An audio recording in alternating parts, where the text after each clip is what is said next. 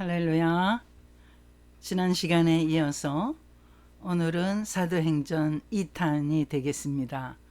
먼저도 말씀드렸지만 사도행전을 성령행전 또는 바울행전이라고 그렇게 별명을 붙여도 별 무리가 없을 정도로 사도행전 13장에서 끝장 28장까지는 전체가 다 바울의 그 전도 행적이 기록되어 있습니다.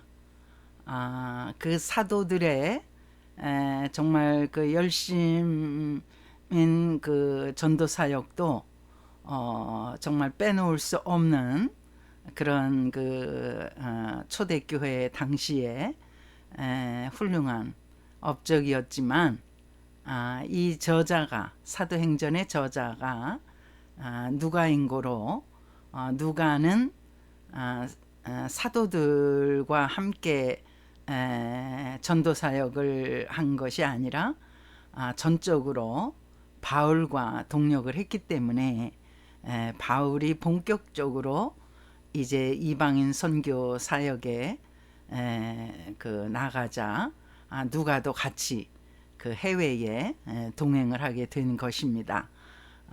그래서 이제 바울의 그 전도 행적이 집중적으로 이 사도행전에 기록이 되었다고 할 수가 있습니다. 그 다른 한쪽에서는 예루살렘을 비롯한 그 근교의 그 이스라엘 그 내부에서 그 전도 사역도 물론 활발하게 베드로를 중심해서 그 있었던 것은 정말 너무나 분명한 사실이지만 그 사도행전 기록은 누가가 두 사람이 아니고 한 사람이 기록을 할 수밖에 없기 때문에 누가는 이제 바울 선교 사역에 집중해서 기록할 수밖에 없었다는 것을 그 말씀을 드리고요. 그 로마를 이제 그 가보면 그 베드로 성당 앞에 베드로 이제 그 교회 앞에 베드로 사도와 바울 사도가 이렇게 양쪽에 나란히 아주 굉장히 큰 높이 이렇게 그 두 분이 딱 이렇게 지키고 있는 것을 그 동상을 우리가 그 만날 수가 있는데요.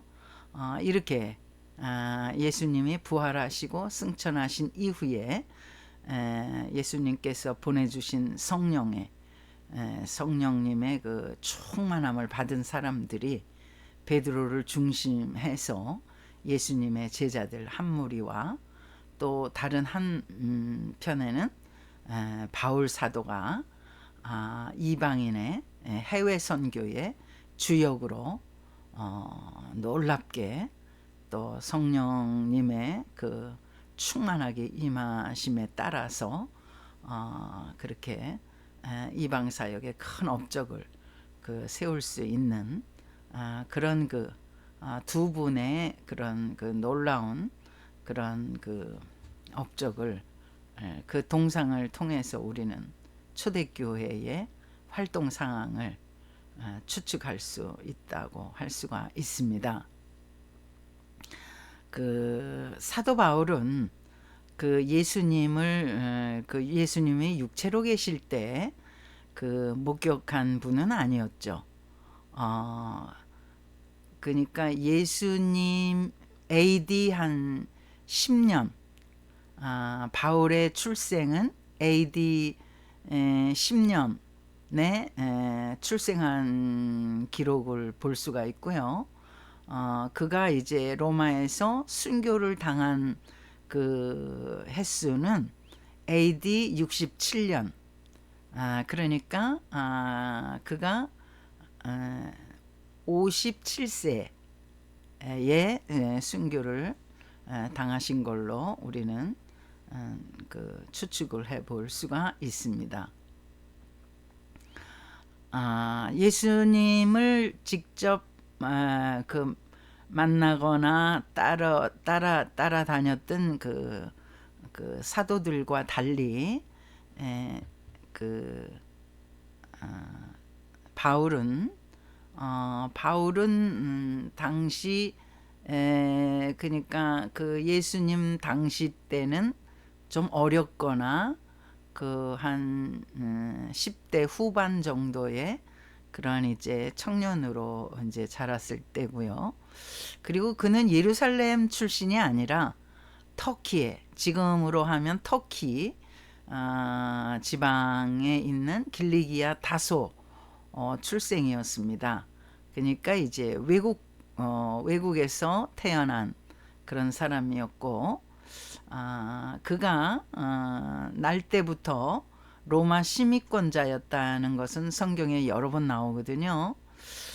그것은 이제 그 가족이 그 예루살렘 그 유대 땅을 떠나서 외국에서 조상 대대로 살았던 것으로 생각할 수 있고, 상당히 유력한 집안이고, 또 이제 그 풍부한 그 좀 부자였던 걸로 그렇게 이제 기록에 남아 있습니다.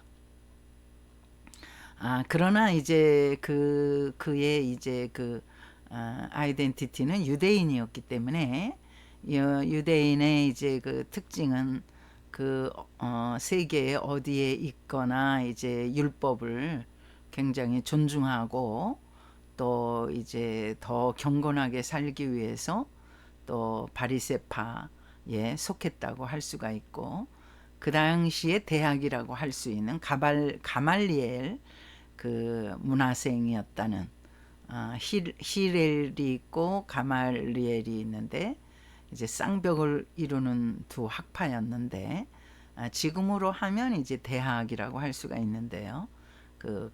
가말리엘 문화생이었다는 것을 알 수가 있습니다. 그런 것을 제가 장황하게 지금 설명을 드리는 이유는, 그가 굉장히 이제 그 당시에 학식이 뛰어나고, 또 헬라어를 능통하게 한 사람이었다고 할 수가 있습니다. 신약 성경이 헬라어로 쓰여 있다는 것은 여러분이 잘 아시지 않습니까? 로마 제국 시대에는 로마 제국은 언어가 라틴어였습니다.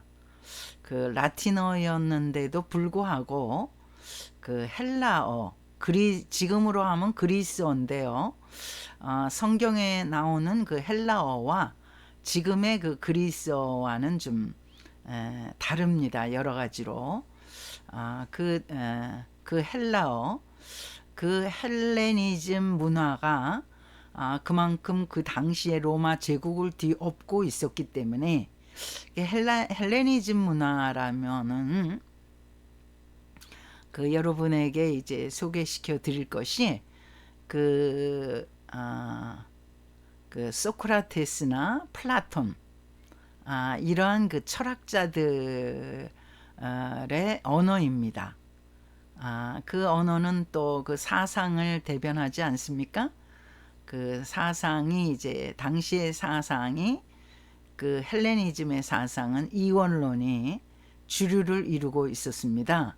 그래서 이제 영혼과 육체로 이원론 두 개로 나눈다면, 육체는 굉장히 하찮고 죄악이고 더럽고 뭐 이렇게 그들은 육체를 취급을 했고요. 영혼은 굉장히 이상적이고 깨끗하고 고결하고 거룩하고 이렇게 구분을 했던 사상입니다. 이원론이. 그런데 로마 시대에까지도 이 헬레니즘의 이 문화가 로마 제국 전체를 문화적으로 덮었을 정도로 강력했습니다. 그 모자이크가 헬레니즘 문화에 또 그 미술에서는 모자이크가 많이 발달했었잖아요. 제가 예수님이 로마 제국 시대에 오신 것은 가장 효과적이고 복음을 가장 효과적으로 전할 수 있는, 예수님을 가장 효과적으로 전 세계에 전할 수 있는 그 시대를 택해서 예수님께서 이 땅에 오셨다고 말씀을 드린 적이 있는데요. 이 헬레니즘의 이 문화도 가장, 그러니까 헬레니즘 문화가 그 모든 다른 여타의 제국의 문화보다 굉장히 월등하고 뛰어났기 때문에 전 그 세기를 걸쳐서 세대를 걸치고 세기를 걸쳐서 이 헬레니즘 문화가 뛰어났기 때문에 그 신약 성경이 라틴어로 또는 히브리어로 기록되지 않고 헬라어로 기록이 됐다는 것을 여러분들은 이해해 주시기를 바랍니다. 여러분들은 의문을 가지실 것입니다. 그때는 이미 마케도니아 왕국의 알렉산더 대왕이 죽었고, 이 헬라 제국이 오히려 지금 다 이렇게 이제 수구로 들어가야 되는 시대에 왜 신약 성경은 헬라어로 쓰일 수가 있었을까? 그것은 바로 하나님은 모든 세대를 다 아우러서 능통하시고 다 알고 계시고 전지전능하신 분이기 때문에 그 인간들이 가장 보편적으로 가장 또 넓게 가장 빠르게 복음을 듣고 깨닫게 하시기 위해서 이렇게 그때에 굉장히 알아줬던 언어 헬라어를 신약 성경에 사용하도록 허락을 하신 것입니다. 그러니까 놀라운 일이죠. 이미 BC 2세기에 셉투아전트라고 해서 구약 성경이, 원래 구약 성경은 히브리어로 기술이 된 그 언어가 히브리어였는데 BC 2세기경에 헬라어로 70인역 본이 나오게 되었습니다. 그러니까 구약 성경이 헬라어로 번역이 됐다는 말씀입니다. 그러니까 그 당시에 이미 구약 성경도 헬라어로 나와 있었고요. 신약 성경은 또 헬라어로 27권 전권이 기술이 되었던 것입니다. 그런데 이 바울은 굉장히 언어에 능통한 그런 사람이거든요. 헬라어에 능통했던 그런 사람이 바로 바울이었습니다. 그래서 하나님께서 이 바울과 같이 이렇게 달란트가 아주 풍성한 그러한 바울을 택하셔서 외국에 해외에 선교를 하는데 조금 더 지척거림이 없이 왕성하게 전도 활동을 할 수 있도록 그를 사용하여 주셨습니다. 그런데 여기서 이제 사울은 이제 히브리어 음력이고요. 그 사울이라는 그 이름이 이제 헬라어로는 바울이 됩니다. 바울. 그래서 나중에 이 바울은 사울이라는 이름을 버리고 바울로 불리기를 원해서 이제 성경에는 거의 다 바울로 등장을 합니다. 이 바울은 그 다메섹에서 예수님을 따르는 그 무리들을 쫓아가서 잡아가지고 그 옥에 가두게 하기 위해서 그렇게 이제 다메섹을 향해서 가다가 정말 강렬한 그 광채를 그 위로부터 내리쬐는 것을 경험하고 또 거기에 덧붙여서 사울아 사울아 내가 왜 나를 핍박하느냐 주님의 음성을 듣죠. 들으면서 그는 장님이 돼버리죠. 이 한 인간의 이러한 체험은 정말 그 놀랄 일이 아닐 수가 없습니다. 여러분들이 한번 그런 체험을 했다고 생각을 해 보십시오. 여러분들이 예수를 정말 잘 믿는 사람들을 핍박하기 위해서 그들을 잡아가지고 정말 그 옥에 가두기 위해서 가다가 그 하늘에서부터 강한 광채를 쏘이게 되고 또 이름까지 정나나 하면서 이름을 부르는 음성을 듣고 왜 내가 나를 핍박하느냐 이런 음성을 들었다고 여러분이 한번 생각을 해 보십시오. 기절초풍할 그런 일이 아니겠습니까? 바울은 거기서 완전히 꼬꾸라졌습니다. 그리고 이제 그가 장님이 된 것입니다. 갑자기 눈이 안 보이는 것입니다. 많은 이제 학자들은 너무나 그 하늘에서 강한 광채를 그 눈에 쏘였기 때문에 그가 장님이 되었을 것으로 그렇게 이제 그 설명을 하기도 합니다. 나중에 그는 이제 안질로 고생을 많이 하는데 그 순교할 때까지 그가 안질로 그 고생 많이 하잖아요. 그리고 이제 주님 앞에 이 병을 고쳐달라고 정말 몸부림치면서 기도하는데 그 하나님께서는 그의 안질을 고쳐주시지 않은 거예요. 그 참 이상한 일 아닙니까? 바울의 손수건만 대도 병든 자들이 막 다 낫고 유두고라는 청년은 창문에 떨어져서 죽었는데 설교 듣다가 졸다가 창문에 떨어졌는데 죽었었거든요. 죽었는데 어떻게 됩니까? 바울이 가서 기도하고 살립니다. 그 죽은 자도 살린 것이죠. 예수님의 행하신 이적 기사를 그대로 오히려 더 많이 이 바울은 행하고 있습니다. 이렇게 가는 곳곳마다 이적과 기사가 일어나서 이제 전도가 되고 선교가 이루어진 건데 정작 본인 자신이 갖고 있는 이 고질병은 치료를 받지 못하는 거예요. 참 너무 모순된 거 아닙니까? 그래서 바울도 하나님 제가 이 고질적인 이 안질을 가지고 정말 선교하는 것이 너무나 불편합니다. 그리고 그는 또 성경을 쓰지 않았습니까? 그게 이제 그때 당시는 그게 성경이라고 불리지 않고 서신서라고 불렸죠.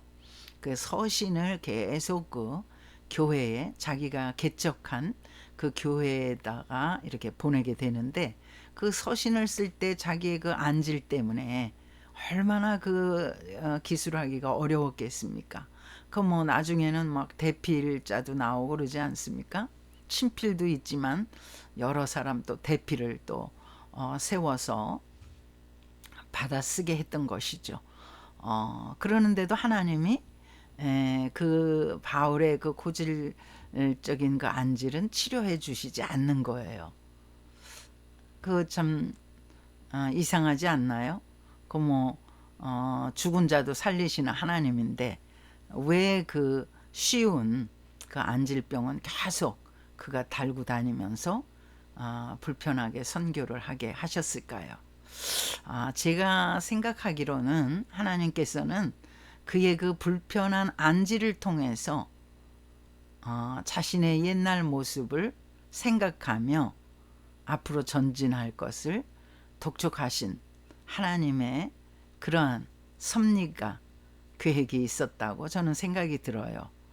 우리는 이제 자칫 하나님으로부터 이 모양 저 모양으로 많은 축복을 받고 또 또 구하는 대로 하나님께서 다 이루어 주시면은 참 우리가 얼마나 기분이 좋고 우리 어깨가 쓱쓱 올라가죠. 근데 그 어깨가 쓱쓱 올라가는 거와 동시에 쓱쓱 올라가는 게 있는데 그게 바로 교만입니다. 마치 내가 잘나서, 마치 내가 똑똑해서 하나님이 이렇게 나를 쓰시고, 마치 내가 열심히 해서 이렇게 이 많은 일들을 이루어낸다는 이런 자만심과 교만이 쑥쑥 그 어깨를 들썩거려서 결국은 하나님으로 높이지 못하고 자기를 높이는 그러한 이제 우리의 그 선조들이 여러 명 있었죠. 그 이스라엘의 초대 왕 사울 왕 잘 아시죠? 이 이름도 같네요. 바울과 이름도 같은 이 사울 왕. 처음에는 그가 정말 손사래를 쳤거든요. 저는 너무나 부족하고 우리 가문은 너무나 미세한 너무나 작은 그러한 가문인데 이 작은 베냐민 지파의 이 가문을 어떻게 이런 가문에서 별 볼 일 없는 나를 왕으로 쓰신단 말입니까 하고 사무엘 앞에서 정말 그 손사래를 치고 행구 뒤에 수레 뒤에 숨어서 나오지도 않고 이렇게 겸손한 자였거든요.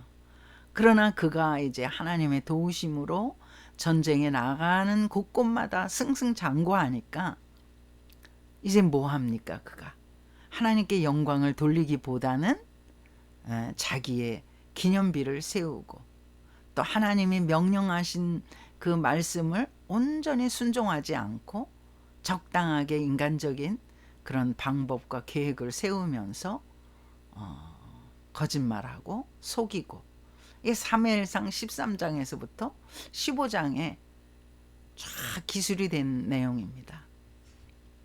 그렇게 우리 인간은 너무나 연약하다는 것이죠. 교만에 있어서는 정말 당할 자가 없이 여지없이 무너지기 때문에 우리 하나님께서는 바울을 너무 사랑하셔서 그를 끝까지 선교사로 쓰시기 위해서는 그가 겸손해야 하나님의 음성을 듣고 하나님 말씀을 순종하고 끝까지 승리할 수 있기 때문에 하나님께서는 그 안지를 끝까지 바울에게 붙여서 달고 살게 하신 것입니다. 그럼 끝까지 그래서 겸손하잖아요. 섰다 하는 자는 넘어질까 조심하라 이런 말씀이 있잖아요. 또 내가 약할 때 강함이니라. 내가 이렇게 약하고 내가 정말 내세울 게 없이 이렇게 병약한 안질로 인해서 고생하는 이런 별 볼 일 없는 사람이지만은 하나님의 능하심으로 인해서 내가 오늘도 나의 달려갈 길을 달려가노라 이렇게 고백을 하고 있습니다. 이 바울의 이러한 이제 하나님과의 전적인 그런 조우는 이 바울의 생애에서 너무나 놀라운 그런 체험이었기 때문에 그는 그저 그 어느 한 순간에 그저 하나님을 만난 것으로 이렇게 과거의 어느 한 시점으로 돌리지 않고요. 그는 가는 곳곳마다 자기가 어떻게 예수님을 만났고 예수님의 음성을 들었고 자기가 어떻게 장님이 되었었고 또 장님에서 어떻게 눈을 떴고 자기가 어떻게 이방 선교의 주역이 되어서 선교사로 활동하게 되었고 이 모든 것을 항상 반복해서 그는 간증을 하고 있습니다. 때로 우리가 간증하는 사람들의 간증을 많이 듣지 않습니까? 그게 이제 우리에게 도전도 되고 은혜도 되는데 이제 참 간증할 때는 정말 부풀리면 안 됩니다. 그 각자 자기가 받은 은혜 그 은혜를 정말 소중하게 여기고 정말 귀하게 여기면서 잊어버리지 않고 끝까지 우리가 천국에 들어갈 때까지 그 은혜를 기억하면서 그 전도 활동을 하고 복음을 전하는 것은 너무나 중요한 것이지만 어느 순간 그 연약한 인간이기에 자꾸 그 부풀려서 있지도 않은 얘기를 거기다 덧붙인다든가 또 사람들을 더 이렇게 흥분시키거나 놀래키기 위해서 또 거기다가 뭐 소설을 쓴다든가 이렇게 하는 것은 그것은 진짜 잘못된 것입니다. 정말 예수가 그리스도이심을, 예수가 하나님이심을 그 복음을 전해야지 자신의 어떤 체험이나 자신의 어떤 뭔가를 이렇게 두드러지게 드러내서 나타내려고 하는 것은 다 이제 교만의 전조 단계라고 할 수가 있습니다. 여튼간에 바울은요, 이 사도행전 9장에서 주님을 만나 회심한 이후에 계속 이 체험을 사도행전 22장에도 사도행전 26장에도 아마 그 후에 또 더 사도행전이 기록되었다면 계속적으로 아마 그는 자기의 체험을 고백하면서 어떻게 예수님이 나를 만나셨고 나를 그 선교 사역에 쓰임 받는 종으로 이렇게 인도하셨는지를 계속적으로 그가 말하고 있다는 것입니다. 우리가 바울의 이러한 그 회심 이후에 이 선교 사역을 들여다 보면은 정말 가슴이 저릿저릿한 거예요. 그가 로마서 14장 7절인가요? 그가 이제 변화된 후에 제가 한번 찾아 드리겠습니다. 로마서 14장 7절 한번 읽어 드리겠습니다. 우리 중에 누구든지 자기를 위하여 사는 자가 없고 자기를 위하여 죽는 자도 없도다. 8절도 읽어 드리겠습니다. 우리가 살아도 주를 위하여 살고 죽어도 주를 위하여 죽나니 그러므로 사나 죽으나 우리가 주의 것이로다. 이게 전도자의 선교사의 사명은 바로 자기를 위해서 살거나 자기를 위해서 죽는 자가 되면 안 된다는 말씀이죠. 이제 사도 바울의 고백이죠. 이게 자기가 해외 선교사로서 이렇게 자기는 살고 있다. 그러니까 후대의 선교 복음을 전하기 위해서 선교사로 그렇게 세워진 자는 자기를 위해서 살고 죽는 자가 되면 안 된다. 우리가 살아도 주를 위하여 살고 죽어도 주를 위하여 죽나니 그러므로 사나 죽으나 우리가 주의 것이로다. 아멘.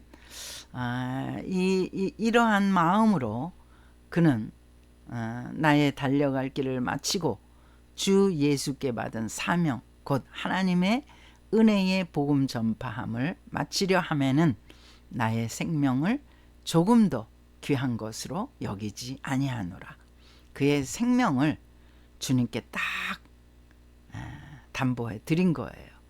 사나 죽으나 이제 주님의 것이라고 그는 We belong to the Lord 이렇게 딱 그가 고백하고 있습니다.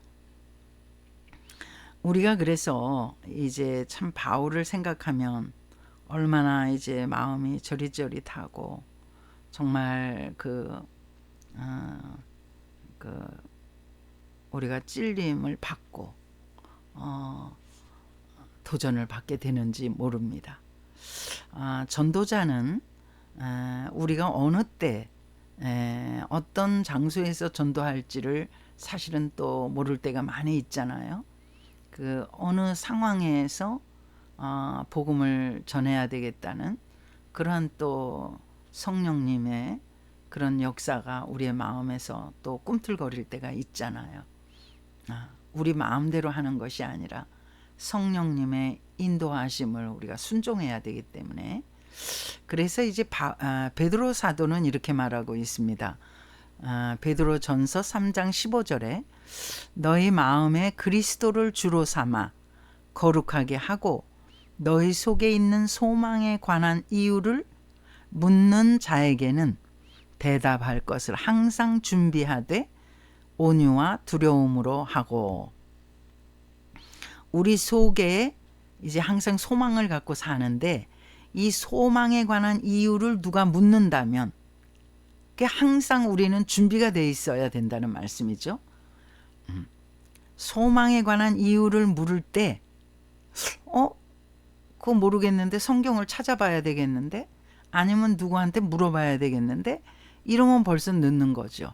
항상 우리는 우리의 마음에 복음을 전할 자세를 준비하고 있어야 된다는 것입니다.